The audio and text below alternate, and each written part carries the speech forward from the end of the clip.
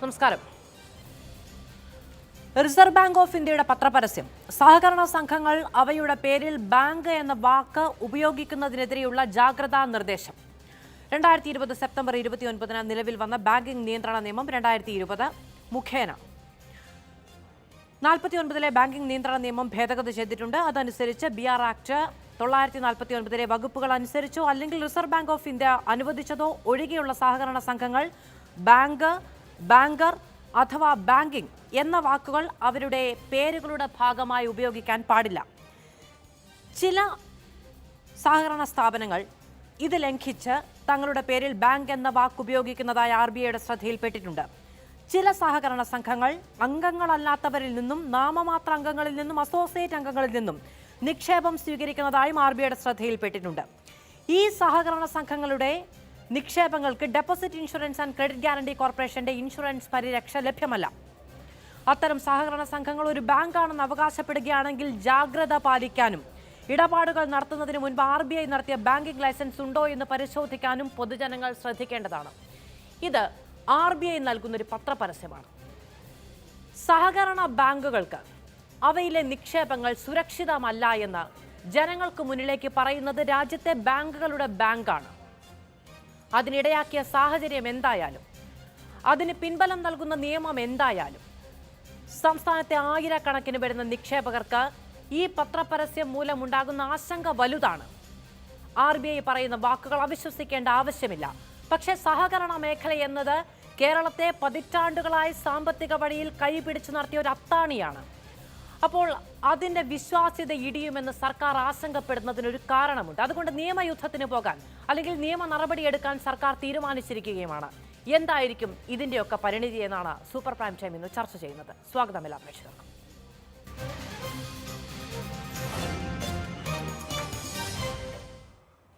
UDF-ൽ നിന്ന് Shri CP John, advocate K Anilkumar CPM-ൽ നിന്ന്, ശ്രീ KVS ഹരിദാസ് BJP-യിൽ നിന്ന്, ഒപ്പം മലപ്പുറം ജില്ലാ സഹകരണ ബാങ്ക് വൈസ് പ്രസിഡന്റായ ഡോക്ടർ പ്രദീപ് മേനോൻ എന്നിവരാണ് നമ്മളോടൊപ്പം ഇന്ന് ചർച്ചയിൽ ചേരുന്നത്. ശ്രീ അനിൽകുമാർ, RBIയുടേതൊരു അട്ടിമറി നീക്കമാണ്. സംസ്ഥാനത്തെ സഹകരണ മേഖലയുടെ നട്ടലൊടിക്കുന്ന തീരുമാനമാണ്. ഇതിനെതിരെ സർക്കാർ നിയമയുദ്ധത്തിന് പോവുകയാണ്.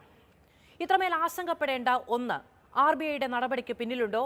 അതിന് പിന്നിൽ എന്തെങ്കിലും രാഷ്ട്രീയ ലക്ഷ്യങ്ങൾ കാണുന്നുണ്ടോ സർക്കാർ?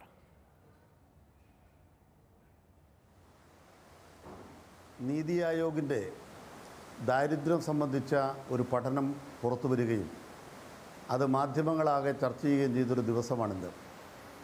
കേരളത്തിൽ അതിദരിദ്രർ അല്ലെങ്കിൽ ദരിദ്രർ എന്ന കണക്കിൽപ്പെടുത്തിയത് 0.71%.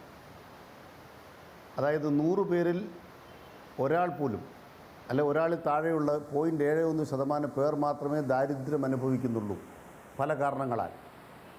ഇതാണ് പഠനം. എന്നാൽ ബീഹാറിലും UP-യിലും ഒക്കെ 50%-ത്തിനടുത്താണ് ദാരിദ്ര്യമുള്ളവരുടെ ജനസംഖ്യ. ഇന്ത്യ രാജ്യത്ത് ശരാശരി എടുത്താൽ 25%. നമ്മൾ ഈ ദാരിദ്ര്യ നിർമ്മാർജ്ജനമെന്ന മഹനീയ ലക്ഷ്യത്തിലേക്ക് എത്തിയതിൽ സഹകരണ മേഖല അടക്കമുള്ള നാനാ ഉപകരണങ്ങളുണ്ട്. ജനങ്ങൾ ഇവിടെ വികസിപ്പിച്ചെടുത്ത നാനാ പ്രതിരോധങ്ങളുണ്ട്, കേരളത്തിൻ്റെ ബദലുകളുണ്ട്. അതെങ്ങനെ വിജയകരമായി ഇന്ത്യ മുഴുവൻ നടപ്പാക്കാമെന്നാണ് വിവേകമുള്ള ഒരു ഭരണാധികാരി ചിന്തിക്കേണ്ടത്. ആ വിവേകത്തിന് പകരം കേരളത്തിൻ്റെ നന്മകളെ അധികാരത്തിൻ്റെ ഉരുക്കുമുഷ്ടി ഉപയോഗിച്ച് അടിച്ച് തകർത്ത് കളയാം എന്ന് ഏതൊരു ഭരണാധികാരി തീരുമാനിച്ചാലും ആ ഭരണാധികാരിക്ക് ചരിത്രം നൽകാൻ പോകുന്നത് അറബിക്കടലിൽ എന്തെങ്കിലും സ്ഥാനമായിരിക്കുമെന്നാണ് ഞങ്ങൾ പറയുന്നത്. റിസർവ് ബാങ്ക് സ്വമേധയാ ഇപ്പോൾ ചാടിപ്പുറപ്പെട്ടതാണെന്ന് ഞങ്ങൾ കരുതുന്നില്ല. റിസർവ് ബാങ്ക് മഹനീയ സ്ഥാപനമാണ്. ഈ രാജ്യത്തിൻ്റെ സമ്പദ് വ്യവസ്ഥയെ ഫലപ്രദമായി നിലനിർത്തുന്നതിൽ ഏറ്റവും നല്ല പങ്ക് വഹിച്ച സ്ഥാപനമാണ്.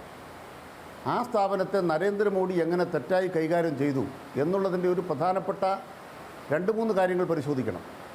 ഒന്ന്, അദാനി അടക്കമുള്ള സ്വകാര്യ ഡയറക്ടർമാരെ RBIയുടെ ഭാഗമാക്കി മാറ്റിയതാണ് നരേന്ദ്രമോദി ചെയ്ത ഏറ്റവും വലിയ തെറ്റ്. രണ്ടാമതോ, RBIയുടെ തന്നെ ഫുൾ ബോർഡ് കൂടാതെ 2000 നോട്ട് അച്ചടിക്കാൻ തുടങ്ങി. എന്നിട്ട് നോട്ട് നിരോധനം നടപ്പാക്കുകയാണ് ഒരു രാത്രിയിൽ. RBI തീരുമാനമില്ലാതെ നോട്ട് നിരോധനം നടപ്പാക്കിയ ഒരു രാജ്യമാണ് ഇന്ത്യ. അടിയന്തരാവസ്ഥ പ്രഖ്യാപനത്തെക്കുറിച്ച് എത്രത്തോളം നമ്മൾ പറയുന്നോ അതിനേക്കാൾ വലിയ അട്ടിമറിയാണ് RBIയിൽ ഇന്ത്യ രാജ്യത്തെ മോഡി നടത്തിയത്. അതൊരു പ്രധാനപ്പെട്ട കാര്യം. എന്നിട്ടോ ഊർജിത് പട്ടേൽ RBIയുടെ ഡയറക്ടറായിരുന്ന അദ്ദേഹം കേന്ദ്ര സർക്കാരുമായി നിരന്തര യുദ്ധത്തിലായിരുന്നു. റിപ്പോ നിരക്ക്, റിവേഴ്സ് റിപ്പോ നിരക്ക്, പണപ്പെരുപ്പത്തിൻ്റെ തോത് ഇത് നിയന്ത്രിക്കുന്നതിൽ RBI പറയുന്ന ഒരു മാനദണ്ഡങ്ങളും ഇന്ത്യ രാജ്യത്തെ ഗവൺമെൻറ് അംഗീകരിക്കാൻ തയ്യാറായില്ല. അവസാനം RBIയിൽ ഊറിക്കൂടിയ 1,76,000 കോടി രൂപയാണ് 2020 ജനുവരി മാസത്തിൽ ഇന്ത്യ രാജ്യത്തെ ധനകാര്യ വകുപ്പ് ഊറ്റിയെടുത്തത്. അത് കോർപ്പറേറ്റുകൾക്ക് നികുതി ഇളവായിട്ട് 1,43,000 കോടി വിതരണം ചെയ്യുകയും ചെയ്തു. അങ്ങനെ RBI തന്നെ തടവിലാക്കപ്പെട്ട, കൂട്ടിലടയ്ക്കപ്പെട്ടൊരു തത്തയാണ് എന്ന് തെളിയുന്ന പശ്ചാത്തലത്തിൽ കേന്ദ്ര സർക്കാരിന്റെ തെറ്റായ നയത്തിനെതിരായ പോരാട്ടം തന്നെയാണ് കേരള ജനത നടത്തേണ്ടത്. ശരി, അതായത് അങ്ങ് പറഞ്ഞു വന്നത് അതായത് RBIയുടെ ഓരോ നടപടിക്ക് പിന്നിലും കൃത്യമായ രാഷ്ട്രീയ ലക്ഷ്യങ്ങളുണ്ട്. അത് മുൻകാല ഉദാഹരണങ്ങൾ മുൻനിർത്തിയാണ് അങ്ങത് പറഞ്ഞു സ്ഥാപിച്ചതും. പക്ഷെ അപ്പോഴും റിസർവ് ബാങ്ക് അതിന്റെ ഡെഫിനിഷൻ തന്നെ ബാങ്കുകളുടെ ബാങ്ക് എന്നാണ്. അപ്പോൾ റിസർവ് ബാങ്ക് പറയുകയാണ് ഇതുപോലെയുള്ള സഹകരണ പ്രസ്ഥാനങ്ങൾ ബാങ്ക്, ബാങ്കർ, ബാങ്കിങ് ഈ 3 വാക്കുകൾ ഉപയോഗിക്കരുത്. കാരണം നിങ്ങൾ എപ്പോൾ അത് ബാങ്കിങ് ചെയ്യുന്നുവോ അപ്പോൾ നിങ്ങൾ കേന്ദ്ര നിയമത്തിന്റെ പരിധിയിൽ വരികയാണ്. അതായത് നമ്മൾ പറയുന്നത് നമ്മുടെ നാട്ടിലെ സഹകരണ സ്ഥാപനങ്ങൾ നമ്മുടെ സഹകരണ നിയമത്തിന് കീഴിലുള്ളതും സ്റ്റേറ്റ് ലിസ്റ്റിൽ പെടുന്നതുമൊക്കെയാണെന്ന് നമ്മൾ മുന്നോട്ട് വെക്കുന്ന വാദം തന്നെയാണ് റിസർവ് ബാങ്കും പറയുന്നത് എന്നതൊരു യാഥാർത്ഥ്യമല്ലേ? ഇപ്പോൾ 2 ആരോപണങ്ങൾ മുന്നോട്ട് വെക്കുന്നുണ്ടെങ്കിൽ അതിൽ ആദ്യത്തെ നിർദ്ദേശം ശരിയല്ലേ? ഒരു പരിധിയിൽ നോക്കുകയാണെങ്കിൽ ബാങ്ക് എന്ന് ഉപയോഗിക്കരുത് എന്ന് റിസർവ് ബാങ്ക് പറയുമ്പോൾ അത് ഉപയോഗിക്കാതിരിക്കേണ്ടതല്ലേ? അതിനെക്കുറിച്ചൊരു പ്രധാനപ്പെട്ട കാര്യം, ഇന്നത്തെ പത്രപരസ്യത്തിലൊരു തമാശ എന്താണ്, അവർ കേന്ദ്ര സർക്കാർ ഈ RBI ഒരു ഇൻഷുറൻസ് കൊടുക്കുന്നൊരു സമാന്തര സ്ഥാപനം ഉണ്ടാക്കിയിട്ടുണ്ട്. ആ സ്ഥാപനത്തിൽ എത്ര രൂപയാണ് അവർ ഇൻഷുറൻസ് കൊടുത്തിരിക്കുന്നത്? നിങ്ങൾക്ക് എത്ര രൂപ നിക്ഷേപം ഉണ്ടെങ്കിലും ഒരു ഇടപാടുകാരന് 1 ലക്ഷം രൂപയാണ് RBI ഗ്യാരണ്ടി പറയുന്നത്. കേരള സർക്കാരിൻ്റെ നിക്ഷേപ ഗ്യാരണ്ടി ബോർഡ് 2 ലക്ഷം രൂപ ഗ്യാരണ്ടി നൽകും. സമ്മതിച്ചു. ഞാൻ സമ്മതിച്ചിരിക്കുന്നു, ഞാനത് അംഗീകരിച്ചു. മാധു പറഞ്ഞ തിരുത്തി ഞാൻ അംഗീകരിച്ചു. 5 ലക്ഷം രൂപ 50 കോടി ഇട്ടയാൾക്ക് 5 ലക്ഷമാണോ? ഇന്ത്യ രാജ്യത്തെ ഷെഡ്യൂൾഡ് ബാങ്കിലെ നിക്ഷേപം എത്രയാണ്? ഈ RBI തന്നെയാണ് ബാഡ് ബാങ്ക് എന്ന് പറഞ്ഞൊരു ബാങ്കിന് അനുവാദം കൊടുക്കുന്നത്. എന്താ ബാഡ് ബാങ്ക്? നിങ്ങൾ ബാങ്ക് എന്നൊരു പേര് വിശുദ്ധമാണ്. ആ ബാങ്ക് എന്നൊരു വിശുദ്ധമായ ബാങ്കിനെ സഹകരണ മേഖല വന്ന് അവിശുദ്ധമാക്കുന്നു. ഇതാണല്ലോ പരാതി. പക്ഷേ ഇന്ത്യ രാജ്യത്തെ കോർപ്പറേറ്റുകളെ സഹായിക്കാൻ ബാഡ് ബാങ്ക്, ചീത്ത ബാങ്ക്, ഇന്ത്യയിലെ അദാനി അംബാനിയെ സഹായിക്കാൻ ചീത്ത ബാങ്ക് എന്ന് പേരിട്ടിട്ടൊരു ബാങ്ക് ഉണ്ടാക്കാൻ ആർക്കും ബുദ്ധിമുട്ടില്ല. അതിന് ലൈസൻസിന് കൊടുക്കാൻ റിസർവ് ബാങ്കിന് ബുദ്ധിമുട്ടില്ല. ഇവിടെ പാവപ്പെട്ടവനൊരു കല്യാണം നടത്താനോ ഒരു കൃഷി വായ്പ എടുക്കാനോ ഈ നാട്ടിലെ സാധാരണക്കാരനെ പരിരക്ഷിക്കാനോ 1,50,000 കോടി രൂപ നിക്ഷേപമുള്ള കേരള ബാങ്ക് എന്ന് പറയുന്നൊരു വലിയ സഹകരണ ബാങ്കിൻ്റെ കീഴിലാണ് ഈ കേരളത്തിലെ സഹകരണ ബാങ്കുകൾ പ്രവർത്തിക്കുന്നത്. അതുമായി ബന്ധപ്പെട്ടാണ് പ്രവർത്തിക്കുന്നത്, ധനകാര്യ ബന്ധങ്ങളോടെയാണ് പ്രവർത്തിക്കുന്നത്. അതുകൊണ്ട് ഞങ്ങൾ ഒരു കാര്യം ഉറപ്പ് നൽകുന്നു, കേരള ബാങ്ക് എന്ന് പറയുന്ന ബാങ്കിന് റിസർവ് ബാങ്കിൻ്റെ ഷെഡ്യൂൾഡ് ബാങ്കിൻ്റെ പദവി ലഭിച്ചിട്ടുണ്ട്. അതൊരു കാര്യം. 2, കേരളത്തിൻ്റെ സഹകരണ മേഖലയിലെ 60 അർബൻ ബാങ്കുകളുണ്ട്. സഹകരണ മേഖലയിലെ 60 അർബൻ ബാങ്കുകൾക്കും ബാങ്ക് പദവിയുണ്ട്. അത് റിസർവ് ബാങ്കിൻ്റെ ബാങ്ക് റെഗുലേഷൻ ആക്ട് പ്രകാരമുള്ള ബാങ്ക് പദവിയാണെങ്കിൽ ആ ആക്ടിൻ്റെ പരിധി വരുന്നില്ല എന്ന് പറഞ്ഞുകൊണ്ട് ജനങ്ങളോട് പറയാമല്ലോ. ഇപ്പം നമ്മുടെ പുകവലി നിരോധിച്ചിട്ടില്ല. പുകവലി ഉൽപ്പന്നങ്ങളുടെ മേലെ എഴുതിയിട്ടുണ്ട് ഇത് ഉപയോഗിക്കുന്ന തെറ്റാണെന്ന്. ഇത് ഈ നിയമത്തിൻ്റെ പരിധി വരുന്നില്ല എന്ന് പറഞ്ഞ് പ്രവർത്തിച്ചാൽ മതി, അത്രേ ഉള്ളൂ.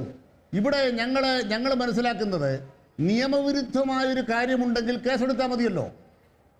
എൻഫോഴ്സ്മെൻറ്റ് ഡയറക്ടറേറ്റും ഒക്കെ ഇങ്ങനെ പണിയില്ലാതെ തെക്കുവടക്ക് നടക്കില്ലേ, അവർക്ക് കേസെടുക്കാനൊന്നും പറ്റത്തില്ല, വിരട്ടാനേ പറ്റുള്ളൂ.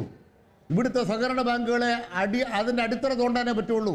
അങ്ങനെ അടിത്തറ തോണ്ടാൻ വന്നാൽ നമ്മുടെ ഇവിടെ നോട്ട് നിരോധനം വന്നപ്പോൾ കേരളം ഒന്നാകെ എല്ലാ രാഷ്ട്രീയ പാർട്ടികളും ബഹുജനങ്ങളും പ്രതിരോധിച്ച പോലെ പ്രതിരോധിക്കും. RBI കൊടുക്കുന്ന സുരക്ഷിതത്വത്തെക്കാൾ കേരളത്തിലെ സഹകാരികൾക്ക് നിക്ഷേപത്തിന് കേരള സർക്കാർ ഉറപ്പ് നൽകുന്നു. അതാണ് പിണറായി സർക്കാരിൻ്റെ ഉറപ്പ്. എല്ലാ രാഷ്ട്രീയ പാർട്ടികളും ആ കൺസെൻസസിലാണ് കേരളത്തിൽ നിൽക്കുന്നത് എന്നാണ് ഞങ്ങൾ മനസ്സിലാക്കുന്നത്. ശരി, ഞാൻ അങ്ങേലേക്ക് തിരികെ വരാം. ശ്രീ CP ജോൺ, 2 കാര്യങ്ങളാണ് ഈ പത്രപരസ്യത്തിൽ പറയുന്നത്. ഒന്ന്, ബാങ്ക് അല്ലെങ്കിൽ ബാങ്കുമായി ബന്ധപ്പെട്ട പദങ്ങൾ ഉപയോഗിക്കരുത് എന്ന്. രണ്ടാമത്തത് അംഗത്വവുമായി ബന്ധപ്പെട്ട കാര്യം. ഈ രണ്ടു കാര്യങ്ങളിലും ഈ ഭേദഗതി വന്ന 2020 സെപ്റ്റംബർ 29 ശേഷം വന്ന 2 സുപ്രീം കോടതി ഉത്തരവുകൾ ചൂണ്ടിക്കാട്ടിയാണ് സംസ്ഥാനം പ്രതിരോധമുയർത്തുന്നത്. ഈ 2 സുപ്രീം കോടതി ഉത്തരവിലും വ്യക്തമാക്കുന്ന ഒന്ന് ഈ സഹകരണം എന്ന് പറയുന്നത് സ്റ്റേറ്റ് ലിസ്റ്റിന്റെ പരിധിയിൽ പെടുന്നതാണ്. അവിടുത്തെ നിയമം, അവിടുത്തെ രീതികളൊക്കെ അത് സംസ്ഥാന സർക്കാരിന്റെ അധികാര പരിധിയിൽ പെടുന്നതാണ് എന്ന് സുപ്രീം കോടതി പറഞ്ഞ കാര്യം. രണ്ടാമത്തേത് ഇൻകം ടാക്സ് ഇളവുമായി ബന്ധപ്പെട്ട് ഈ അംഗത്വത്തിൽ, സഹകരണ സംഘങ്ങളിലെ അംഗത്വത്തിൽ അങ്ങനെ ഒരു വേർതിരിവിന്റെ ആവശ്യമില്ല എന്ന് സുപ്രീം കോടതി പറഞ്ഞത്. ഈ 2 കാര്യങ്ങൾ മുൻനിർത്തി സംസ്ഥാനം ഒരു പ്രതിരോധം ഉയർത്തിയാൽ അത് എത്രത്തോളം ഭദ്രമായിരിക്കും?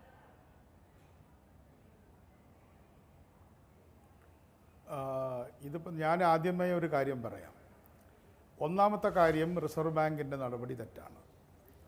റിസർവ് ബാങ്ക് ആർക്കെല്ലാം വേണ്ടി സഹായിക്കാനാണ് ചെയ്യുന്നത് എന്നുള്ളതൊക്കെ വളരെ വ്യക്തമായിട്ടുള്ള കാര്യമാണ്. അതൊക്കെ ഒരു ഡിബേറ്റിംഗ് ടേബിളിൽ പോലും വെക്കേണ്ട കാര്യങ്ങളില്ല.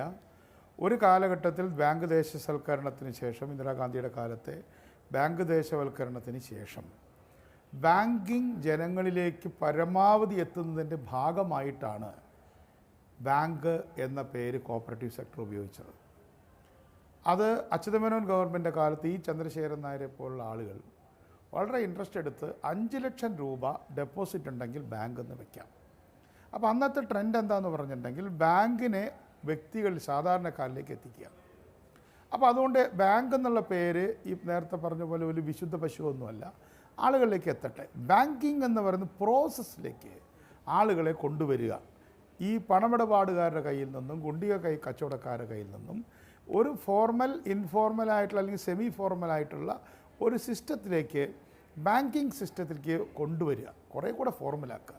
അങ്ങനെയാണ് കോപ്പറേറ്റീവ് ബാങ്കുകൾ എന്നുള്ള പേര് ഉപയോഗിച്ചത്. ആദ്യം തൊട്ടേ ബാങ്കില്ല. ഇപ്പോൾ എന്താണ് നടക്കുന്നത്? ഇപ്പോൾ റിവേഴ്സ് പ്രോസസ്സാണ്. ഇപ്പോൾ നടക്കുന്നത് നാഷണലൈസേഷന് പകരം ഇപ്പോൾ പ്രൈവറ്റൈസേഷൻ നടക്കുന്നു. അപ്പോൾ ഈ ബാങ്കുകൾ, പ്രൈവറ്റ് ബാങ്കുകളുടെ താല്പര്യം കഴിയുന്നത്ര കുറച്ച് ആളുകൾ ബാങ്ക് എന്നുള്ള പേര് ഉപയോഗിക്കുക എന്നുള്ളതാണ്. പ്രൈവറ്റ് ബാങ്കുകൾ ദേശവൽക്കരിക്കപ്പെടുന്നൊരു കാലവും ദേശവൽക്കരിക്കപ്പെട്ട ബാങ്കുകൾ പ്രൈവറ്റൈസ് ചെയ്യപ്പെടുന്ന കാലത്തും ഉണ്ടാകുന്ന 2 വ്യത്യസ്തമായിട്ടുള്ള സമീപനമാണ്. പക്ഷേ അത് അവിടെ നിൽക്കട്ടെ, ചരിത്രവും ഭൂമിശാസ്ത്രവും പറഞ്ഞ് ഞാൻ സമയം കളയുന്നില്ല. കേരള ഗവൺമെൻറ്റിനെ സംബന്ധിച്ചിടത്തോളം ആദ്യമായിട്ട് UDF യാതൊരു സംശയവും ആ കാര്യത്തിലില്ല. ഗവൺമെൻറ് എന്ത് സമീപനം നോട്ട് നിരോധനത്തിൻ്റെ കാര്യത്തിലെടുത്തോ അന്ന് UDF കൂടെ ഉണ്ടായിരുന്നു. അന്ന് UDF നേതാക്കന്മാരോടൊപ്പം, ചെന്നിത്തല, ഉമ്മൻചാണ്ടിയോടൊപ്പം മുഖ്യമന്ത്രിയെ കണ്ട ഒരാളാണ് ഞാൻ. അസംബ്ലി അത് ചർച്ച ചെയ്തു. അതുകൊണ്ട് അടിയന്തരമായിട്ട് അസംബ്ലി ഈ വിഷയം ചർച്ച ചെയ്യണം. നമ്മൾ സൊല്യൂഷൻസ് അല്ലേ പറയേണ്ടത്. അതുകൊണ്ട് അസംബ്ലി അടിയന്തരമായിട്ട് സ്പെഷ്യൽ യോഗം വിളിച്ചു കൂട്ടിയാൽ പോലും തെറ്റില്ല. നോട്ട് നിരോധന കാലത്ത് എങ്ങനെയാണോ പ്രതികരിച്ചത്, അതേപോലെ ഈ റിസർവ് ബാങ്കിൻ്റെ ഈ ഓൺസ്ലോട്ടിനെതിരെ കേരള അസംബ്ലി അടിയന്തരമായി ഒരു പ്രമേയം കൊണ്ടുവരുന്നതോടുകൂടി കേരളത്തിൻ്റെ അഭിപ്രായം ശക്തമായി അവിടെ എത്തുകയാണ്. 2 നിയമ നടപടികളാണ്. അത് നേരത്തെ താങ്കൾ മാഡം ചോദിച്ചതുപോലെ റിസർവ് ബാങ്കിൻ്റെ ഈ നടപടി തെറ്റാണെന്നുള്ളതിൻ്റെ പേരിൽ സുപ്രീം കോടതിയിൽ ഉള്ള കേസുകൾ അനുകൂലമായിട്ട് വന്നിട്ടുണ്ട്. നമുക്കത് ABC മെമ്പർഷിപ്പൊന്നും തമ്മിൽ യാതൊരു വ്യത്യാസമില്ല എന്നൊക്കെ പറയാം. അങ്ങനെ നിയമപരമായിട്ടുള്ള നടപടിയിലേക്ക് അവർ പോകണം. മൂന്നാമതായിട്ട് ഞാൻ BJPയുടെ പ്രതിനിധികളുകൊണ്ട് ചോദിക്കുകയാണ്, BJP ഇതിൽ ആഹ്ലാദിക്കരുത്. BJPക്കും ധാരാളം ബാങ്കുകൾ ഇവിടെ ഉണ്ട്. BJP നയിക്കുന്ന ബാങ്ക് തിരുവനന്തപുരത്ത് തന്നെ അനന്തപുരമുണ്ട്, തിരുവിതാംകൂറുണ്ട്, അങ്ങനെ എത്രയോ ബാങ്കുകളുണ്ട്. അവരും ഈ ക്രൈസിസ് നേരിടും. ഇപ്പോൾ ഒരു ക്രൈസിസ് ഒന്നും വന്നിട്ടില്ല. ഇപ്പോൾ നമ്മൾ ഇല്ലാത്തൊരു ക്രൈസിസ് ഉണ്ടെന്ന് പറയേണ്ട. ആളുകളൊന്നും, ഇപ്പോൾ ഞാൻ ഇന്ന് എൻ്റെ സൊസൈറ്റിയിൽ പോയിട്ട് വരുന്ന ഒരാളാണ്. ചെറിയ ആളുകൾ ചോദിക്കുന്ന ആളുകൾക്ക് വലിയ ആശങ്കയൊന്നുമില്ല.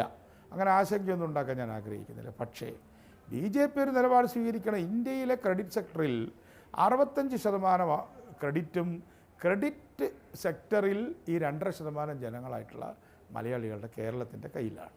ഇപ്പോൾ പാലിൻ്റെ കാര്യത്തിൽ നമ്മൾ ചെറുതാണ്, ഗുജറാത്ത് വലുതാണ്. പഞ്ചസാരയുടെ കാര്യത്തിൽ മഹാരാഷ്ട്ര വലുതാണ്, ബാക്കി എല്ലാവരും ചെറുതാണ്. അപ്പം നമ്മുടെ ഒരു കോർ ആക്ടിവിറ്റി ക്രെഡിറ്റാണ്. അപ്പോൾ ഈ ക്രെഡിറ്റിലാണല്ലോ ഈ പ്രശ്നം. പാൽ സൊസൈറ്റിയിൽ ഈ പ്രശ്നമില്ലല്ലോ. അതുകൊണ്ട് നമ്മളെ സംബന്ധിച്ചിടത്തോളം BJP അടക്കമുള്ള BJPക്ക് കൂടെ MP മാരുണ്ട്. അവർ ജയിച്ചിട്ടില്ലെങ്കിലും സുരേഷ് ഗോപിയുണ്ട്, മുരളീധരനുണ്ട്, ചന്ദ്രശേഖരനുണ്ട്, പല ആൾക്കാരുണ്ട്. അതുപോലെ തന്നെ ഗവർണർമാരുണ്ട്. അവരൊക്കെ തന്നെ ഇത് മനസ്സിലാക്കണം. ഇത് കേരളത്തിനെതിരായിട്ടൊരു നടപടിയാണ്. കേരളത്തിനെയാണ് ഇത് ഏറ്റവും മാരകമായിട്ട് ബാധിക്കുന്നത്. ഇതാണ് ഒരു ഭാഗം. രണ്ടാമത്തെ ഭാഗം എന്ന് പറയുന്നത്, ഇതിനകത്ത് ഒരുപാട് ചർച്ചയ്ക്കുള്ള വകുപ്പുകളുണ്ട്. ഇപ്പോൾ ഞാൻ ഇന്ന് തന്നെ വിജയകൃഷ്ണനുമായിട്ട് സംസാരിച്ചു, അവർ സഹകാരികളായിട്ട് സംസാരിച്ചു, മന്ത്രിമാരായിട്ടെല്ലാം സംസാരിച്ചു. അവർ പറയുന്നത് ഞങ്ങൾ ബാങ്കൊന്നും ഉപയോഗിക്കില്ല, പ്രശ്നം തീർന്നല്ലോ. പക്ഷെ നിങ്ങൾ ഡെപ്പോസിറ്റ് എടുക്കുമ്പോൾ അത് പിന്നെ മെമ്പർഷിപ്പ് തന്നെ കൊടുക്കണമെന്ന് റിസർവ് ബാങ്ക് പറയേണ്ട കാര്യം എന്താണ്? അങ്ങനെ മെമ്പർഷിപ്പ് ഇല്ലാത്ത എത്രയോ സ്ഥലം നമ്മുടെ ചോദിക്കട്ടെ, നോൺ ബാങ്കിങ് ഫിനാൻസ് കമ്പനികളിൽ അവിടെ ഡിബഞ്ചർ നോട്ട് എത്ര കോടി വാങ്ങിക്കുന്നു? അവരും നോൺ ബാങ്കിങ് എന്നാണ് പേരെങ്കിലും അവരും ഫലത്തിൽ ഡിഫാക്റ്റോ ബാങ്കിങ് അല്ലേ? നിധി കമ്പനികൾ അവർ ബാങ്കിങ് അല്ലേ? ഇനി എല്ലാം ഇരിക്കട്ടെ, കേരള ഗവൺമെൻറ് ലൈസൻസ് കൊടുക്കുന്ന മണി ലെൻഡിങ് ആക്ട് അനുസരിച്ചിട്ടുള്ള ആ ആക്ട് അനുസരിച്ചിട്ടും ആളുകൾ ഡെപ്പോസിറ്റ് മേടിക്കുകയും അതുപോലെ തന്നെ കടം കൊടുക്കുകയും പണയം വയ്ക്കുകയും ചെയ്യുന്നില്ലേ? അപ്പോൾ അതുകൊണ്ട് ഈ ബാങ്കിങ് ആക്ടിവിറ്റിയുടെ ഒരു ബി രൂപമാണിത്, ഒരു സബോർഡിനേറ്റ് രൂപമാണിത് കോപ്പറേറ്റീവ്. അതിനെ നിങ്ങൾ കൊല്ലരുത്. ആ കൊല്ലരുതെന്ന് പറയുമ്പോൾ അത് നിങ്ങൾക്ക് കൂടെ പ്രയോജനപ്പെടുന്നതാണ് റിസർവ് ബാങ്ക്. ഇനി റിസർവ് ബാങ്കിനോട് ഞങ്ങളെന്താ പറയുന്നത്? നിങ്ങളിവിടെ വന്ന് നേരത്തെ പറഞ്ഞ പോലെ 60 പിന്നെ ബാങ്കുണ്ടല്ലോ, അർബൻ ബാങ്കുകൾ, അതുപോലെ തന്നെ 500 കോടിക്ക് മുകളിലോ 400 എത്രയോട്ടെ ഒരു നിശ്ചിത കോടിക്ക് മുകളിലുള്ള പ്രൈമറി അഗ്രികൾച്ചർ കോഓപ്പറേറ്റീവ് സൊസൈറ്റി എന്ന് പറയുന്നതിൽ റിസർവ് ബാങ്കിൻ്റെ ലൈസൻസ് കൊടുത്തോളൂ. ഞങ്ങൾ റിസർവ് ബാങ്കിനെ വിളിക്കാതിരിക്കുന്നില്ല, ഞങ്ങൾ വെൽക്കം ചെയ്യാണ് റിസർവ് ബാങ്കിനെ. റിസർവ് ബാങ്കേ വരൂ, എന്നിട്ട് ഇവിടുത്തെ മേജർ ബാങ്കുകളൊക്കെ നിങ്ങൾ നോക്കിക്കോളൂ. കാരണം NBFCകൾ റിസർവ് ബാങ്ക് നോക്കുന്നില്ലേ? ഇപ്പം എനിക്ക് വ്യക്തമായിട്ടറിയാം, ഞാൻ NBFCയുടെ പ്ലാനിംഗ് ബോർഡിലെ 2 തവണ ചെയർമാനായിരുന്നു. അവർ പറഞ്ഞു ഞങ്ങളൊക്കെ റിസർവ് ബാങ്ക് വരുമെന്ന് പേടിച്ചില്ല. ശ്രീ CP ജോൺ, അത് നമുക്ക് ചർച്ചയുടെ മറ്റൊരു ഭാഗത്ത്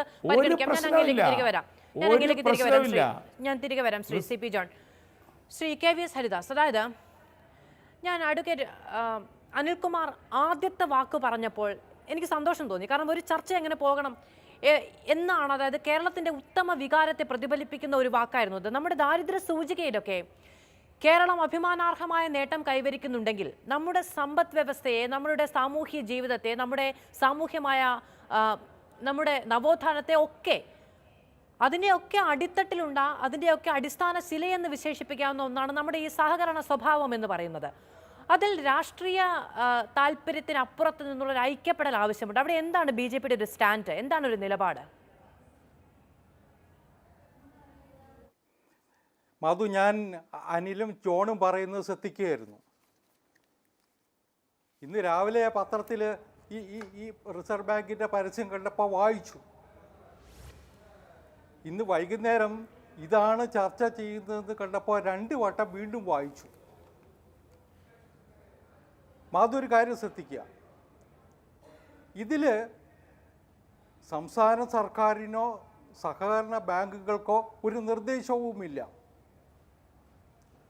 പക്ഷേ സഹകരണ സംഘങ്ങൾ ബാങ്ക് എന്ന് ഉപയോഗിക്കുന്നു എന്നുള്ള ഒരു സൂചകം ജനങ്ങൾക്ക് കൊടുക്കുന്നു. അതിൻ്റെ അടിസ്ഥാനത്തിൽ സഹകരണ ബാങ്കുകളോ സഹകരണ രംഗത്തുള്ള മറ്റ് സ്ഥാപനങ്ങളോ പേര് മാറ്റണം എന്ന് റിസർവ് ബാങ്ക് ഇതുവരെ ആവശ്യപ്പെട്ടിട്ടില്ല. പക്ഷേ നിയമമനുസരിച്ച്, രാജ്യത്ത് നിലവിലുള്ള നിയമമനുസരിച്ച് ബാങ്കിങ് തുടങ്ങിയ പേരുകൾ ഉപയോഗിക്കാനുള്ള അവകാശം ഇവർക്കില്ല എന്നത് ജോണും അനിലും സമ്മതിക്കും എന്നെനിക്ക് ഉറപ്പാണ്. അതാണ് രാജ്യത്തെ നിയമം. ആ നിയമം പാലിക്കാൻ, അംഗീകരിക്കാൻ BJPയുടെ നേതൃത്വത്തിലുള്ള സഹകരണ സംഘങ്ങൾക്ക് ഉൾപ്പെടെ ബാധ്യതയുണ്ട്, ചുമതലയുണ്ട്. ഇപ്പോൾ ജോൺ സൂചിപ്പിച്ചല്ലോ, BJPക്ക് കേരളത്തിൽ തന്നെ 100, 250, 300 സഹകരണ സംഘങ്ങളുണ്ട് ഇതുപോലെ ബാങ്കുകളായിട്ട് പ്രവർത്തിക്കുന്നത്. കേരളത്തിന് പുറത്ത് ഗുജറാത്തിലും മധ്യപ്രദേശിലും മഹാരാഷ്ട്രയിലും കർണാടകത്തിലുമൊക്കെ ആയിരക്കണക്കിന് സഹകരണ സംഘങ്ങൾ BJPയുടെ നേതൃത്വത്തിലുള്ളതാണ്. അതിനൊക്കെയും ഇത് ബാധകമാണ്. അതുകൊണ്ട് ഇത് കേരളത്തെ മാത്രം ലക്ഷ്യമിട്ടിട്ടാണ് എന്ന് പറഞ്ഞിട്ട് തടി ഊരാൻ ആരും ശ്രമിക്കുകയും വേണ്ട. ഇത് ഇന്ത്യയിലെ മുഴുവൻ സഹകരണ പ്രസ്ഥാനങ്ങൾക്കും ബാധകമാണ് റിസർവ് ബാങ്കിൻ്റെ നോട്ടിഫിക്കേഷൻ. ഞാൻ RBIയുടെ വക്താവൊന്നുമല്ല, പക്ഷേ ഞാൻ മനസ്സിലാക്കുന്നത് ഇന്ത്യക്ക് മുഴുവൻ അത് ബാധകമാണ്. കാരണം RBIക്ക് കേരളത്തിലെ 1000 or 2000 ബാങ്കുകൾക്ക്, സൊസൈറ്റികൾക്ക് വേണ്ടി മാത്രം ഒരു നോട്ടിഫിക്കേഷൻ ഇറക്കാൻ കഴിയില്ലല്ലോ. പിന്നെ എന്തുകൊണ്ടാണ് ഇങ്ങനെ ഒരു സ്ഥിതി വന്നത്? അതെന്താ നമ്മൾ പരിശോധിക്കാതെ പോകുന്നത്? കേരളത്തിലെ കരുവന്നൂരിനെ കുറിച്ച് നമ്മൾ പറയണോ? മലപ്പുറം ജില്ലയിലെ AR ബാങ്കിൽ 1020 കോടി രൂപയുടെ കള്ളപ്പണം ഉണ്ടെന്ന് പറഞ്ഞത് അനിൽകുമാറിൻ്റെ പാർട്ടിയുടെ നേതാവ് മുൻ മന്ത്രിയായിട്ടുള്ള KT ജലീലല്ലേ? കണ്ണാടി ബാങ്കിൽ തട്ടിപ്പ് നടന്നു എന്ന് സ്ഥിരീകരിച്ചത് CPM തന്നെയല്ലേ? അപ്പോൾ അങ്ങ് പറയുന്നത് പോലെ ഇത് ബാങ്കുകൾക്കുള്ള നിർദ്ദേശമല്ല, അത് ശരിയാണ്. ഇത് ജനങ്ങൾക്കുള്ള നിർദ്ദേശമാണ്. നിങ്ങൾ ജാഗ്രത പാലിക്കണം, നിങ്ങളുടെ നിക്ഷേപത്തിന് സുരക്ഷയില്ല എന്ന് RBI ജനങ്ങളോടാണ് പറയുന്നത്. അത് പറയേണ്ട ഉത്തരവാദിത്വം ജനങ്ങൾക്കുണ്ട്. അങ്ങനെ പറയാനിടയാക്കിയ സാഹചര്യം കേരളത്തിലെ സഹകരണ പ്രസ്ഥാനങ്ങൾ ഉണ്ടാക്കി വെച്ചു എന്നുള്ളതാണ് അങ്ങയുടെ വാദം. മധു, ഞാൻ പറഞ്ഞു തീർക്കട്ടെ മധു. കേരളത്തിൽ മാത്രമല്ല മധു, 983 തുടങ്ങിയതാ Punjab and Maharashtra cooperative bank. മഹാരാഷ്ട്രയിലേത് 4-5 സ്റ്റേറ്റുകളിൽ ബ്രാഞ്ചാണ്. 137 ബ്രാഞ്ച് ഉണ്ടായിരുന്നു. അതിൻ്റെ ഡെപ്പോസിറ്റ് തന്നെ 1297 കോടി രൂപയായിരുന്നു അവരുടെ ലാഭം. അത്ര വലിയ ഭീകരമായ ഒരു സഹകരണ പ്രസ്ഥാനം പൊളിഞ്ഞു പാളീസായില്ലേ മഹാരാഷ്ട്രയിൽ. അതുണ്ടാക്കിയ പ്രശ്നങ്ങൾ എത്രയാണ്? അപ്പോൾ പല സംസ്ഥാനങ്ങളിലും സഹകരണ പ്രസ്ഥാനം, മഹാരാഷ്ട്ര സ്റ്റേറ്റ് കോപ്പറേറ്റീവ് ബാങ്കിൽ ശരത് പവാറിൻ്റെ മരുമക്കൾ നടത്തിയ അഴിമതിയുടെ ചരിത്രം ഇപ്പോൾ പുറത്തു വന്നുകൊണ്ടിരിക്കുന്നുണ്ട്. അന്വേഷണം നടക്കുന്നു, EDയും മറ്റ് ഏജൻസികളും. അപ്പോൾ ഇത്തരം മേഖലകളിൽ തട്ടിപ്പുകൾ നടക്കുന്നു, ക്രമക്കേടുകൾ നടക്കുന്നു, പലതും പൊളിയുന്നു. അത്തരം ഒരു സാഹചര്യം വരുമ്പോൾ സൂചകം കൊടുക്കേണ്ട, മുന്നറിയിപ്പ് കൊടുക്കേണ്ട ബാധ്യത റിസർവ് ബാങ്കിനില്ല എന്ന് പറയാൻ പറ്റുമോ? അതിനെ കാരണം ഇത്തരം ബാങ്കുകളിലെ ഡെപ്പോസിറ്റേഴ്സ്, ഇപ്പോൾ പഞ്ചാബ് ആൻഡ് മഹാരാഷ്ട്ര കോപ്പറേറ്റീവ് ബാങ്കിലെ ഡെപ്പോസിറ്റേഴ്സിന് 5 ലക്ഷം ഉറുപ്പിക വെച്ചിട്ട് ഈ കേന്ദ്ര സർക്കാർ കൊടുത്തു, റിസർവ് ബാങ്ക് കൊടുത്തു. ഈ പറയുന്ന ഇപ്പോൾ കേന്ദ്രം പറഞ്ഞിട്ടുള്ള എന്താ, ഒരു second deposit insurance credit guarantee കോർപ്പറേഷൻ്റെ കയ്യിൽ നിന്ന് 5 ലക്ഷം ഉറുപ്പിക വെച്ച് കൊടുത്തു. അപ്പോൾ നാളെ പൊളിഞ്ഞു വരുന്ന സഹകരണ പ്രസ്ഥാനങ്ങളിൽ നിന്ന് ഇത്തരം ഡിമാൻഡ് ഉണ്ടാകാൻ പാടില്ല എന്ന് റിസർവ് ബാങ്ക് ചിന്തിച്ചിട്ടുണ്ടാവും. കാരണം അത് ബാങ്കിങ് റെഗുലേഷൻസിൻ്റെ പരിധിയിൽ വരുന്നില്ല.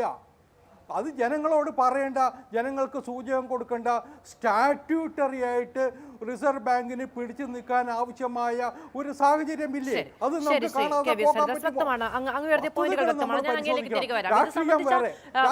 മറ്റ് വശങ്ങളൊക്കെ നമുക്ക് ഈ ചർച്ചയുടെ രണ്ടാമത്തെ ഘട്ടത്തിൽ പരിഗണിക്കാം. ഞാൻ ശ്രീ പ്രദീപ് മേനോനിലേക്ക് കൂടി പോകട്ടെ. ശ്രീ പ്രദീപ് മേനോൻ, അതായത് 1625 പ്രാഥമിക സഹകരണ ബാങ്കുകൾ, 15,000-ഓളം സഹകരണ സംഘങ്ങൾ, ഇതാണ് നമ്മുടെ ഒരു ഇനിയുള്ള സഹകരണ മേഖലയുടെ ഘടന എന്ന് പറയുന്നത്, കേരള ബാങ്കിന്റെ രൂപവൽക്കരണത്തിന് ശേഷമുള്ളത്. ഇവിടെയൊക്കെയുള്ള നിക്ഷേപകർ, അവർക്ക് മുന്നിലേക്ക് RBI ഇങ്ങനെ ഒരു പത്രപരസ്യം, ഒരു വിളംബരം വെക്കുകയാണ്. അത് അഭിമുഖീകരിക്കാൻ പോകുന്ന, ഈ മേഖല അഭിമുഖീകരിക്കാൻ പോകുന്ന അരക്ഷിതാവസ്ഥയെ പറ്റിയാണ് ആ പത്രപരസ്യം പറയുന്നത്. അപ്പോൾ ഒരു ബാങ്ക് എന്ന രീതിയിൽ ഇനി പ്രവർത്തിക്കാൻ തന്നെ തീരുമാനിച്ചാൽ പോലും അതിന് കഴിയാത്തൊരവസ്ഥ നമ്മുടെ സഹകരണ മേഖലയ്ക്കുണ്ട്. കാരണം ഇതിൻ്റെ ബാങ്കിങ്, അതായത് നമ്മുടെ സംസ്ഥാനത്തിൻ്റെ വാദം ഇതാണ്, ബാങ്കിങ് എന്ന് പറയുന്നത് സഹകരണ മേഖല മുന്നോട്ട് വെക്കുന്ന സാമ്പത്തിക നയത്തിൻ്റെ ഒരു ഭാഗം മാത്രമാണ്, സർവീസിൽ അധിഷ്ഠിതമാണ്. അവിടെ മെഡിക്കൽ സ്റ്റോർ മുതൽ കരാർ കമ്പനികൾ വരെ, അല്ലെങ്കിൽ വലിയ ഷോപ്പിംഗ് മാളുകൾ വരെ എല്ലാം ഉൾപ്പെടുന്ന ഒരു ആംബുലൻസ് സർവീസുകൾ, ഡയാലിസിസ് സെന്ററുകൾ, ഇങ്ങനെ പറഞ്ഞാൽ തീരാത്ത ഒരു വലിയ ഇക്കണോമിക് സിസ്റ്റമായി വികസിച്ച് വന്നിട്ടുണ്ട് നമ്മുടെ സഹകരണ മേഖല എന്ന് പറയുന്നത്. അവിടെ നമുക്ക് ബാങ്കായി പരിവർത്തനപ്പെടാൻ സാധിക്കുകയുമില്ല, സർവീസ് സൊസൈറ്റിയായി നിലനിൽക്കാനും സാധിക്കില്ല എന്ന് പറയുന്ന ഒരു അവസ്ഥയുണ്ട്. എന്താണ് ഇനി മുന്നിലുള്ളത്? ഒരു സഹകാരി എന്ന നിലയിൽ അങ്ങേക്ക് മുന്നോട്ട് കാണാൻ കഴിയുന്നത് എന്താണ്? മധു, ഇതിൽ വളരെ പ്രധാനപ്പെട്ട ഒരു കാര്യം, ഈ ഡെപ്പോസിറ്റ് ഗ്യാരണ്ടി എന്ന് പറയുന്ന കാര്യം കേന്ദ്രത്തിൽ മാത്രമല്ല കേരളത്തിലുണ്ട്. തൊട്ട് കഴിഞ്ഞ 2 വർഷം മുന്നത്തെ സിനേറിയോ എന്ന് പറയുന്നത്,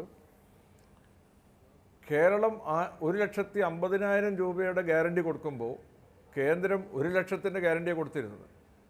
അതിനുശേഷമാണ് അത് 5 ലക്ഷമായി വർദ്ധിപ്പിച്ചത് ഇപ്പോൾ വളരെ അടുത്ത കാലത്ത്. ബഹുമാനപ്പെട്ട നമ്മുടെ സംസ്ഥാന മന്ത്രി ശ്രീ വാസവൻ സാറ് കഴിഞ്ഞ ദിവസം അതിനെക്കുറിച്ച് കൃത്യമായി ക്ലാരിഫിക്കേഷൻ കൊടുത്തിട്ടുണ്ട്. ഈ 1.5 ലക്ഷം എന്നുള്ളത് 5 ലക്ഷമായി വർദ്ധിപ്പിക്കാൻ ഉള്ള ശ്രമത്തിലാണ്, അതിനു വേണ്ടുള്ള ചർച്ചകൾ നടന്നുകൊണ്ടിരിക്കുന്നു കേരളത്തിൽ. അപ്പോൾ ഈ ഡെപ്പോസിറ്റ് ഗ്യാരണ്ടി എന്ന ഒരു കാര്യം മുൻനിർത്തിക്കൊണ്ട് കേരളത്തിലെ സാധാരണക്കാരായ നിക്ഷേപകരെ ഭയപ്പെടുത്തുന്ന തരത്തിലുള്ള ഒരു പരസ്യം എന്തുകൊണ്ടും ഇതിൻ്റെ ഒരു കസ്റ്റോഡിയൻ ബാങ്ക് എന്ന നിലയ്ക്ക് RBI ചെയ്തത് ഉചിതമല്ല എന്ന് മാത്രമേ ഒരു സഹകാരി എന്ന നിലയ്ക്ക് ഇപ്പോൾ സൂചിപ്പിക്കാൻ എനിക്കുള്ളൂ. രണ്ടാമത്തെ കാര്യം, കേരളത്തിൽ താങ്കൾ പറഞ്ഞ പോലെ 1600 ചില്ലാൻ സർവീസ് ബാങ്കുകളും മറ്റ് റൂറൽ ബാങ്കുകൾ ഉൾപ്പെടെയുള്ള ബാങ്കുകളുണ്ട്. അതുപോലെ തന്നെ ഏകദേശം 5000-ഓളം ക്രെഡിറ്റ് സംഘങ്ങളുണ്ട്. അതിനു പുറമെയാണ് ഏകദേശം 10,000-ത്തിലധികമുള്ള സഹകരണ സംഘങ്ങൾ. അത് ദളിത് സംഘങ്ങളുണ്ട്, ക്ഷീര സംഘങ്ങളുണ്ട്, വനിതാ സംഘങ്ങളുണ്ട്. ഇവരൊക്കെ ഒരു വിധത്തിൽ അല്ലെങ്കിൽ മറ്റൊരു വിധത്തിൽ ക്രെഡിറ്റ് പ്രവർത്തനങ്ങൾ തന്നെയാണ് നടത്തുന്നത്. ഇവരെ ഒന്നും തള്ളിപ്പറയാൻ കേരളത്തിലെ പൊതുസമൂഹത്തിന് സാധിക്കില്ല, രാഷ്ട്രീയ പ്രസ്ഥാനങ്ങൾക്ക് സാധിക്കില്ല, സർക്കാരിന് സാധിക്കില്ല. മറ്റൊരു തമാശ, ഇന്ന് RBI വേവലാതിപ്പെട്ടത് കേരളത്തിലെ നിക്ഷേപകരെക്കുറിച്ചാണ്. പക്ഷേ RBI കാണാതെ പോയത് ലക്ഷക്കണക്കിനുള്ള ലോൺ അവെയിൽ ചെയ്ത, സാധാരണ വായ്പ എടുത്തിട്ടുള്ള ലക്ഷക്കണക്കിനുള്ള അല്ലെങ്കിൽ കോടിയിലധികമുള്ള വായ്പക്കാരെ കുറിച്ച് RBIക്ക് യാതൊരു ഖേദമോ അല്ലെങ്കിൽ ഒരു ഭയപ്പാടോ കാണുന്നില്ല. കേരളത്തിലെ വളരെ ചെറിയൊരു കണക്കെടുക്കാം. കേരളത്തിൽ ഒരു ദിവസം ശരാശരി സഹകരണ മേഖലയിൽ 10,000-ത്തിലധികം ലോണുകൾ ഡിസ്പോസ് ചെയ്യുന്നുണ്ട്, ചെറുതും വലുതുമായിട്ട്. എന്ന് വെച്ചാൽ ഒരു മാസം ശരാശരി 2.5 ലക്ഷം കുടുംബങ്ങളുടെ പ്രശ്നത്തിൽ കേരളത്തിലെ സഹകരണ സംഘങ്ങൾ ഇടപെടുന്നുണ്ട്. ഒരു വർഷം ഏകദേശം 30 ലക്ഷം കുടുംബങ്ങളുടെ പ്രശ്നങ്ങളിലാണ് കേരളത്തിലെ സഹകരണ പ്രസ്ഥാനം ഇടപെടുന്നത്, അതിന് പരിഹാരം കണ്ടെത്തുന്നു. അവിടെ കേരളത്തിലെ കൊട്ടിഘോഷിക്കപ്പെട്ട എന്താ പറയുക, ഷെഡ്യൂൾഡ് ബാങ്കുകളിലും നാഷണലൈസ്ഡ് ബാങ്കുകളിലും സാധാരണക്കാരന് എത്ര ലോൺ കൊടുത്തു, എത്ര നമ്പർ ഓഫ് ലോൺ, എത്ര കുടുംബങ്ങൾക്ക് ലോൺ കൊടുത്തു എന്ന് പരിശോധിച്ചാൽ മനസ്സിലാകും ഇതിൻ്റെ തമ്മിലുള്ള അന്തരം. ഇവിടെ കൃത്യമായ ഒരു പ്രോജക്റ്റിൻ്റെ മുകളിൽ ഒരു ഹൗസിംഗ് ലോണോ അല്ലെങ്കിൽ മറ്റ് വ്യവസായങ്ങൾക്ക് നാഷണലൈസ്ഡ് ബാങ്കുകൾ കുറഞ്ഞ പലിശയ്ക്ക് ലോൺ കൊടുക്കുന്നു എന്ന് നമ്മൾ അംഗീകരിക്കുന്നു. കേരളത്തിലെ പൊതുസമൂഹം അത് ഉപയോഗപ്പെടുത്തുന്നുമുണ്ട്. പക്ഷേ പുറത്ത് ഒരു പ്രോജക്റ്റായിട്ട് പറയാതെ നിരവധി ആവശ്യങ്ങൾ ഒരു കുടുംബത്തിനുണ്ടാകും. അപ്പോൾ ആ കുടുംബങ്ങൾക്ക് ആവശ്യം വരുന്ന പ്രശ്നങ്ങൾ അഡ്രസ്സ് ചെയ്യുന്ന ആരാ? സാധാരണ ഷെഡ്യൂൾഡ് ബാങ്കുകൾക്ക് സാധിക്കുമോ? നാഷണലൈസ്ഡ് ബാങ്കുകൾക്ക് സാധിക്കുമോ? അവിടെയാണ് കേരളത്തിലെ സഹകരണ പ്രസ്ഥാനത്തിന്റെ പ്രസക്തി. ബാങ്കുകളുടെ പരിധിക്ക് പുറത്തേക്ക് പോകുന്ന സാധാരണക്കാരന്റെ ആവശ്യങ്ങളിലേക്ക് കണ്ണു തുറന്നു വെച്ചിരിക്കുന്ന സഹകരണ ബാങ്കുകളുടെ പ്രസക്തിയെ പറ്റിയാണ് അദ്ദേഹം പറഞ്ഞത്. ഞാൻ ശ്രീ അനിൽകുമാറിലേക്ക് തിരികെ പോട്ടെ. ശ്രീ അനിൽകുമാർ, അതായത് ഒന്നങ്ങ് പറഞ്ഞപ്പോൾ ഈ നോട്ട് നിരോധന കാലത്തൊക്കെ നമ്മൾ സ്വീകരിച്ച ഒരു രാഷ്ട്രീയ വ്യത്യാസം ഇല്ലാതെയുള്ള ഒത്തൊരുമിപ്പ് ഉണ്ടാകണമെന്നുള്ളത്, അത് സാധ്യമാണോ എന്നുള്ളത് ശരി പരിശോധിക്കേണ്ടതിരിക്കുന്നു. അപ്പോൾ അങ്ങനെയാണെങ്കിൽ പോലും ഇപ്പോൾ കേരള ബാങ്കിന് കീഴിൽ പ്രവർത്തിക്കുന്ന എന്ന് പറയരുത്. ഇപ്പോൾ കേരള ബാങ്കിന് RBI കൊടുത്തിരിക്കുന്ന ലൈസൻസോ അനുമതിയോ ഒന്നും നമ്മുടെ സഹകരണ സംഘങ്ങൾക്ക് ബാധകമല്ല. സീതത്തോടൊരു പ്രശ്നമുണ്ടായപ്പോൾ കേരള ബാങ്കിൻ്റെ അധ്യക്ഷൻ എന്ന് പറഞ്ഞത് കേരള ബാങ്കിന് അത് വീട്ടാൻ കഴിയില്ല എന്നാണ്. അപ്പോൾ ഈ സുരക്ഷ എന്ന് പറയുന്ന RBI പറഞ്ഞ കാര്യം കേരള ബാങ്കിന് പരിഹരിക്കാൻ സാധിക്കില്ല. ജില്ലാ കോഓപ്പറേറ്റീവ് ബാങ്കുകൾ ഒരു കാലഘട്ടത്തിൽ നിർവഹിച്ചിരുന്ന ഒരു ദൗത്യമുണ്ട്. അത് ഈ സഹകരണ പ്രസ്ഥാനങ്ങൾക്ക് എന്തെങ്കിലും തരത്തിലുള്ള വീഴ്ചകളോ അവിടെ എന്തെങ്കിലും തട്ടിപ്പുകളോ ഒക്കെ ഉണ്ടായിട്ടുണ്ടെങ്കിൽ അവിടെ അതിനെ പരിഹരിക്കാനും നിക്ഷേപകർക്ക് കൃത്യമായി പണം എത്തിച്ചു കൊടുക്കാനും അവർക്ക് ഒരു ചതിവ് പറ്റാതിരിക്കാനുമൊക്കെ ജില്ലാ കോഓപ്പറേറ്റീവ് ബാങ്കുകൾ മുന്നിട്ടിറങ്ങുമായിരുന്നു. പക്ഷേ ഇപ്പോഴത്തെ അവസ്ഥ അങ്ങനെയല്ല. അവിടെ കേരള ബാങ്കാണ് നിലനിൽക്കുന്നത്. പിന്നെ ശ്രീ KV ഹരിദാസ് ഉന്നയിച്ചൊരു വിഷയം എന്ന് പറയുന്നത് അത് ഈ ചർച്ചയുടെ പ്രധാനപ്പെട്ട ഭാഗമാണല്ലോ. എന്തുകൊണ്ട് അങ്ങനെ ഒരു ആശങ്ക? RBI ഒരു ദിവസം പെട്ടെന്ന് വന്നു പറഞ്ഞാൽ കേരളത്തിലെ ജനങ്ങൾക്ക് അവരുടെ സഹകരണ പ്രസ്ഥാനത്തെ അവിശ്വസിക്കേണ്ട സാഹചര്യം ഉണ്ടാകുന്നില്ല. പക്ഷേ സഹകരണ ബാങ്ക് തട്ടിപ്പുകളുടെ ഒരു പരമ്പര നമ്മുടെ സംസ്ഥാനത്തുണ്ടാകുന്നു. അതിൻ്റെ എല്ലാ വിവരങ്ങളും ജനങ്ങളുടെ മുന്നിലേക്ക് തുറന്നു വെക്കപ്പെടുന്നു. രാഷ്ട്രീയമായ ആരോപണങ്ങൾ ഉണ്ടാകുന്നു. ഈ ഘട്ടത്തിലാണ് നിങ്ങളുടെ നിക്ഷേപം സുരക്ഷിതമല്ല എന്ന് രാജ്യത്തെ ഏറ്റവും പ്രധാനപ്പെട്ട ബാങ്ക് പറയുന്നത്. എങ്ങനെ അവിശ്വസിക്കും? കരുവന്നൂർ ബാങ്കുമായി ബന്ധപ്പെട്ട പ്രശ്നങ്ങൾ ഉണ്ടാവുകയും അതിൽ കേരള സർക്കാർ ഫലപ്രദമായ നടപടി സ്വീകരിക്കുകയും ചെയ്തിരിക്കുകയാണ്. അവിടുത്തെ നിക്ഷേപകരുടെ താല്പര്യങ്ങൾ സംരക്ഷിക്കുന്ന നില സർക്കാർ സ്വീകരിക്കുക തന്നെ ചെയ്യും. കേരളത്തിലെ സഹകരണ ബാങ്കുകളിൽ പണം നിക്ഷേപിച്ച ഒരാൾക്കും പണം നഷ്ടപ്പെട്ട ചരിത്രം ഇതുവരെ ഇല്ല. താൽക്കാലിക പ്രതിസന്ധികൾ കാണും. അത് ഏത് മുന്നണി ഭരിച്ചാലും അത്തരം പ്രതിസന്ധികൾ വരുന്ന ഘട്ടങ്ങളിൽ രാഷ്ട്രീയ സമവായത്തിൻ്റെ അടിസ്ഥാനത്തിൽ തന്നെ ആ ബാങ്കിനെ രക്ഷിക്കുക, അതിൽ വിശ്വാസം ഉറപ്പിച്ച സഹകാരികളെ രക്ഷിക്കുക, നിക്ഷേപകരെ എന്റെ കയ്യിലൊരു ലിസ്റ്റ് ഉണ്ട്. കരിവന്നൂർ, ആലപ്പുഴയിലെ തഴക്കര, ചിന്നക്കനാൽ, AR നഗർ, പത്തനംതിട്ട സീതത്തോട്, അങ്ങനെ ഇങ്ങനെയുള്ള ഒരു വലിയ പരമ്പരയുണ്ടായി. മാതൃഭൂമി ന്യൂസ് അടക്കം കേരളത്തിലെ എല്ലാ മാധ്യമങ്ങളും സഹകരണ മേഖലയിലെ പ്രശ്നങ്ങളും ഓരോ ബാങ്കിലും ഉണ്ടാകുന്ന തകർച്ചയും നിക്ഷേപകരുടെ കണ്ണീരും തുടങ്ങിയ കഥകളൊക്കെ കൃത്യമായി പറയുകയും പൊതുജനങ്ങൾക്ക് ബോധ്യമുള്ളതുമാണ്. അപ്പോൾ ആ ഒരു പശ്ചാത്തലം കൂടി നമ്മൾ കണക്കിലെടുക്കേണ്ടതല്ലേ? മെഹുൽ ചോക്സി രാജ്യം വിട്ടു പോകുമ്പം എത്ര കോടി കൊണ്ടാണ് പോകുന്നതെന്ന് നമുക്ക് കണക്കില്ല. 6 ലക്ഷം കോടി രൂപയുടെ പൊതുമേഖല ഇന്ത്യയിൽ വിറ്റുകൊണ്ടിരിക്കുകയാണ് ഇന്ത്യ രാജ്യത്തെ ഗവൺമെൻറ്. ഈ RBIക്ക് പിടിക്കാൻ പറ്റുമോ? നമ്മുടെ രാജ്യത്തിൻ്റെ സമ്പദ് വ്യവസ്ഥയെ തലകീഴായി മറിക്കുന്ന ഏറ്റവും തെറ്റായ ഒരു പത്രപരസ്യമാണ് വന്നത്. 2020 ഈ ഭേദഗതി കൊണ്ടുവന്നത്. ഇത് സഹകരണ മേഖലയിലെ ഏതെങ്കിലും ചെറിയ കുഴപ്പങ്ങൾ പരിഹരിക്കാനാണ് തെറ്റിദ്ധരിക്കേണ്ട. സഹകരണ മേഖല മനുഷ്യരാണ് കൈകാര്യം ചെയ്യുന്നത്. അതുപോലെ തന്നെ ഇവിടുത്തെ സ്റ്റേറ്റ് ബാങ്ക് മറ്റ് ബാങ്കുകളിലും തട്ടിപ്പുണ്ടായിട്ടില്ലേ? എത്രയോ സ്റ്റേറ്റ് ബാങ്ക് ശാഖകളിൽ തട്ടിപ്പുണ്ടായിട്ടുണ്ട്. അതിൻ്റെ ഭാഗമായിട്ട് അവിടെ ആളുകൾ ശിക്ഷിക്കപ്പെട്ടിട്ടുണ്ട്. എത്രയോ കാര്യങ്ങൾ പരിഹരിച്ചിട്ടുണ്ട്. അപ്പോൾ ഇത് മനുഷ്യർ പ്രവർത്തിക്കുന്നിടത്ത് പല പിശകുകളും വരും. അത് എലിയെ തോപ്പിച്ച് ഇല്ലം ചുടുകല്ല വേണ്ടത്. ഇവിടെ നമ്മുടെ പ്രധാനപ്പെട്ട പ്രസക്തമായൊരു ചോദ്യം ഞാൻ ചോദിക്കുന്നത്, ഒരു ബാങ്കിങ് ലൈസൻസ് കിട്ടുന്നതിന് ഇവിടുത്തെ സഹകരണ മേഖലയ്ക്ക് എന്താണ് ബുദ്ധിമുട്ട്? അത് റിസർവ് ബാങ്ക് പറയണം. അതാണ് ഇവിടെ ബഹുമാനപ്പെട്ട ശ്രീ CP ജോൺ ശരിയായി ചോദിച്ചത്. RBI ലൈസൻസിങ്ങിന് പോകുമ്പോൾ എന്താണ് ഇവിടുത്തെ സഹകരണ ബാങ്കുകൾക്കുള്ള കുറവ്? ഇപ്പോൾ ഊരാളുങ്കൽ സൊസൈറ്റി എടുക്കാം. ബഹുമാനപ്പെട്ട KVS ഹരിദാസ് സാർ പറഞ്ഞ പോലെ ED ഒക്കെ തപ്പിപ്പോകുന്നല്ലേ. ED തപ്പിയാണല്ലോ ഊരാളുങ്കൽ സൊസൈറ്റിയിൽ. ഈ കേരളത്തിനകത്ത് ഏതിനും സാധിക്കും കേരളത്തിന് തെളിയിച്ച സൊസൈറ്റിയല്ലേ. വാഗ്ബടാനന്ദ കാലത്തുണ്ടാക്കിയതല്ലേ. നമ്മൾ രവീന്ദ്രനാഥ് ടാഗോർ, മഹാത്മാഗാന്ധി, വാഗ്ബടാനന്ദ തുടങ്ങി ആരുടെയൊക്കെ പേരിൽ കൂട്ടിച്ചേർക്കാനുണ്ട്. അപ്പോൾ ഇതിൻ്റെ പ്രതിരോധം സഹകരണമാണ്. അതെ യോർക്കർ, അത് തന്നെ സംശയമൊന്നുമില്ല. ഊരാളുങ്കൽ ലേബർ കോൺട്രാക്ട് സൊസൈറ്റിയാണ്, വാഗ്ബടാനന്ദൻ്റെ കാലത്തുണ്ടാക്കിയതാണ്. ഞാൻ പറയുന്ന പ്രധാനപ്പെട്ട കാര്യം എന്ന് പറയുന്നത്, RBI ലൈസൻസ് പ്രകാരമുള്ള RBI ലൈസൻസ് കിട്ടാൻ എന്തെല്ലാം വേണം? അവർ അതാണ് ഷെഡ്യൂൾഡ് ബാങ്ക് ആയാൽ മതി. ഇവിടെ നമ്മൾ മനസ്സിലാക്കേണ്ട കാര്യം, ഒരു ബാങ്ക് ഷെഡ്യൂൾഡ് ആകാൻ എന്ത് വേണം? നമ്മുടെ മുമ്പിലുള്ള അനുഭവം ഉണ്ടല്ലോ. സ്റ്റേറ്റ് ബാങ്ക് ഓഫ് ട്രാവൻകൂർ നമ്മുടെ സ്വന്തം ബാങ്കായിരുന്നു. State Bank of Travancore State Bank of ഇന്ത്യയായി ലയിച്ചതിൻ്റെ ഫലമായിട്ട് ആ ബാങ്ക് മലയാളിയിൽ നിന്ന് അകന്നു പോയോ അടുത്തു പോയോ? നമ്മുടെ അനുഭവം ഇതാണ്. അല്ല, വൈകാരികമായ അടുപ്പവും അകലവും അവിടെ നിൽക്കട്ടെ. അങ്ങ് ഞാൻ ചോദിച്ച ചോദ്യത്തിൽ നിന്ന് മാറിപ്പോയി ശ്രീ അനിൽകുമാർ. അതായത് നമ്മൾ അംഗീകരിക്കേണ്ട വസ്തുത അവിടെ നിലനിൽക്കുന്നുണ്ട്. നമ്മുടെ മുന്നിൽ ഏറ്റവും അടുത്ത വർത്തമാനകാലത്ത് സഹകരണ മേഖലയിൽ ഉണ്ടായ വലിയ പ്രശ്നങ്ങൾ അത് അനുഭവിച്ചുകൊണ്ടിരിക്കുന്ന മലയാളിക്ക് മുന്നിലേക്കാണ് ഈ പത്രപരസ്യം വരുന്നത്, RBIയുടെ മുന്നറിയിപ്പ് വരുന്നത്. അപ്പോൾ അത് കണക്കിലെടുക്കേണ്ടതല്ലേ?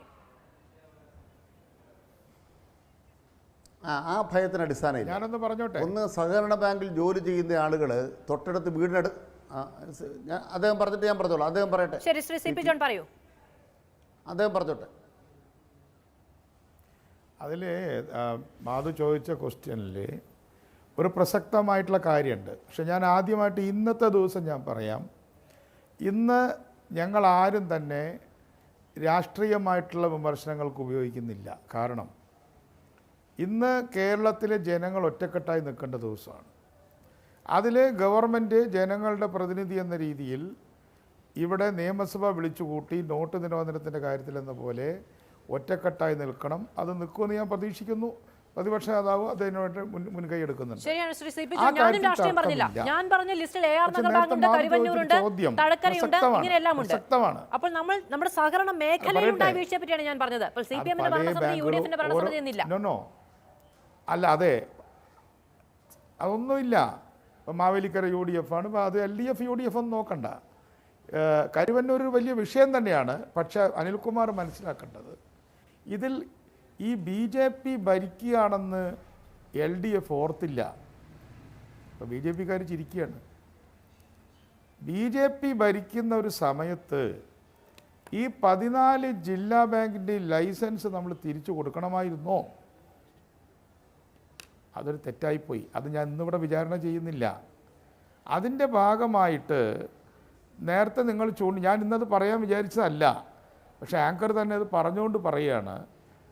അതിൻ്റെ ഭാഗമായിട്ട് നമുക്ക് വരുന്ന ഫോൾട്ടുകൾ അല്ലെങ്കിൽ ക്രൈസിസുകൾ അല്ലെങ്കിൽ ട്രബിൾ ഷൂട്ടിങ്, ആ ട്രബിൾ ഷൂട്ടിംഗ് മെക്കാനിസം ആയിരുന്ന ഡിസ്ട്രിക്ട് കോഓപ്പറേറ്റീവ് ബാങ്കുകൾ അല്ലെങ്കിൽ സെൻട്രൽ ബാങ്കുകൾ, റിസർവ് ബാങ്കിൻ്റെ നിയന്ത്രണത്തിലുള്ളതും എന്നാൽ ഷെഡ്യൂൾ ബാങ്ക് അല്ലാത്തതുമായ ഇരട്ട നിയന്ത്രണം ഉണ്ടായിരുന്ന ആ സെൻട്രൽ കോഓപ്പറേറ്റീവ് ബാങ്ക്സ് ഇല്ലാതായത് ഇന്ന് നമുക്ക് നല്ല ബുദ്ധിമുട്ടുണ്ടാക്കിയിട്ടുണ്ട്. അത് കേരള ബാങ്ക് ആക്കുന്ന സമയത്ത് ഇതൊക്കെ നമ്മൾ പറഞ്ഞതാണ്. Love in the time of cholera എന്നാണ് ഞാൻ അന്നത്തെ കമ്മീഷനോട് പറഞ്ഞത്. നിങ്ങൾ നോട്ട് നിരോധനത്തിൻ്റെയും BJP ഭരണത്തിൻ്റെയും സമയത്തല്ല ഇത് ചെയ്യേണ്ടതെന്ന് പറഞ്ഞു. പക്ഷേ ഇപ്പോൾ എന്താണ് സ്ഥിതി? ഇപ്പോൾ നമ്മളെ സംബന്ധിച്ചിടത്തോളം ഒരു ക്രൈസിസ് വന്നിട്ടുണ്ട്. ഈ ക്രൈസിസിൽ ഒറ്റക്കെട്ടായി നിൽക്കണം. കേരള ബാങ്ക് ഇരുട്ടി തപ്പുകയാണ്. കേരള ബാങ്കിന് ഇതിൽ ഇടപെടാൻ കഴിയുന്നില്ല. കരുവന്നൂരോ അല്ലെങ്കിൽ നേരത്തെ പറഞ്ഞ പേരുകൾ ഞാൻ ആവർത്തിക്കുന്നില്ല, ആ ബാങ്കുകൾ ഒന്നും ഇടപെടാൻ കഴിയുന്നില്ല. അതുകൊണ്ട് ഞാൻ മറ്റൊരു സൊല്യൂഷൻ പറയുകയാണ്. ഞാൻ പ്രോബ്ലം പറഞ്ഞിട്ട് കാര്യമില്ല. ഇപ്പോൾ നേരത്തെ പ്രദീപ് മേനോൻ പറഞ്ഞ് കറക്റ്റാണ്. 1.5 ലക്ഷം എന്നുള്ളത് മാറ്റി ഞങ്ങൾ ആവശ്യപ്പെടുന്നത്, ഞങ്ങളിപ്പോൾ സഹകരണ ഫെഡറേഷൻ ആവശ്യപ്പെടുന്നത് 10 ലക്ഷമായിട്ടെങ്കിലും കേരള ഗവൺമെൻറ് ഈ ഗ്യാരണ്ടി സ്കീം കൊണ്ടുവന്നാൽ, ഇന്നും ഞാൻ കോപ്പറേറ്റീവ് സൊസൈറ്റി പോയ ആളാണ്. ഒരു പ്രശ്നം അവിടെ ആരും ഡെപ്പോസിറ്റ് ചോദിച്ച് വന്നിട്ടൊന്നുമില്ല. അവരൊക്കെ പേപ്പർ വായിക്കുന്ന ആൾക്കാർ തന്നെയാണ്. കേരളത്തിൽ റിസർവ് ബാങ്ക് തട്ടിട്ട് തുള്ളിയാലും ശരി, സഹകാരികളിൽ ജനങ്ങൾക്കുള്ള വിശ്വാസത്തെ അണുകിടം മാറ്റാൻ സാധിക്കില്ല. അതാണ് അതിൻ്റെ ഗ്യാരണ്ടി. ജനങ്ങൾ കൊടുത്തിട്ടുള്ള ഗ്യാരണ്ടി, അല്ലാതെ ഗവൺമെൻറ്റും പത്രപരസ്യം കൊടുത്ത ഗ്യാരണ്ടിയൊന്നുമല്ല. ഇവിടെ ജനങ്ങൾ സഹകാരികൾക്ക് ഏൽപ്പിച്ചിട്ടുള്ള വിശ്വാസം അത് തെറ്റിക്കുന്ന ചില ആളുകളൊക്കെ ഉണ്ടാവും. പക്ഷേ കേരളത്തിലെ ജനങ്ങൾ ചരിത്രപരമായി എല്ലാ പാർട്ടിയിലും പെട്ട സഹകാരികൾക്ക് നൽകിയിട്ടുള്ള വിശ്വാസത്തെ കൊടിൽ കൊണ്ട് പോലും ഇളക്കാൻ സാധ്യമല്ല എന്ന സന്ദേശം കൊടുക്കാൻ ഇന്ന് വേണ്ടത്. അതിൻ്റെ അടിസ്ഥാനത്തിൽ കേരള ഗവൺമെൻറ് ഉണർന്ന് പ്രവർത്തിക്കണം. അത് 1.5 ലക്ഷം നിന്ന് 10 ലക്ഷം ആക്കണം. ഗ്യാരണ്ടി ഫണ്ട് ബോർഡ് ഇവിടെ ഉണ്ട്. അത് നമ്മുടെ തിരുവനന്തപുരത്ത് വലിയ കെട്ടിടമൊക്കെ വെച്ച് പ്രവർത്തിക്കുന്നുണ്ട്. MP രാഘവൻ തുടങ്ങിയൊരു സംഭവമാണത്. അതിനെ ശക്തിപ്പെടുത്തണം. ജനങ്ങൾക്കുള്ള ആശങ്ക മുഖ്യമന്ത്രി നേരിട്ട് വരണം, വാർത്തയിൽ അല്ലെങ്കിൽ ജനങ്ങളോട് സംസാരിക്കണം. ഞങ്ങൾ നോക്കിക്കോളാം. നിങ്ങളിവിടെ സാധാരണ മണി ലെൻഡേഴ്സിന് പൈസ കൊടുക്കുന്നു, അതേപോലെ തന്നെ മുത്തൂറ്റ് പോലെയുള്ള അല്ലെങ്കിൽ അതുപോലെ തന്നെ നിരവധി, മുത്തൂറ്റ് എന്നൊരു പേര് മാത്രമാണ്, NBFCകളിൽ പണം നിക്ഷേപിക്കുന്നു. അതേപോലെ തന്നെ നേരത്തെ ഊരാളെങ്കിൽ അതിലും പണം നിക്ഷേപിക്കുന്നുണ്ട്.